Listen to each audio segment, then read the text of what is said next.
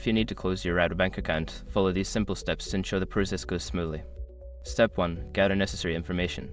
Before you begin the account closure process, collect all relevant information such as your account number, identification, and any outstanding transactions or balances.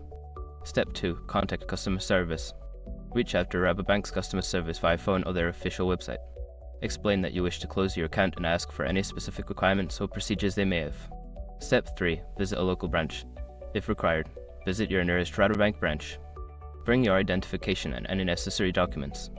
Speak with a representative who can assist you with the account closure process. Step 4. Complete required forms. Fill out any forms provided by the bank for account closure. Ensure that you provide accurate information and double-check for any additional requirements that may be needed. Step 5. Confirm closure and monitor account. After submitting your request, confirm with the bank that your account has been closed. Keep an eye on your account for a few weeks to ensure no transactions are processed and that the closure is finalized. Thank you for following these steps. Closing your account can be straightforward if you stay organized and communicate with your bank.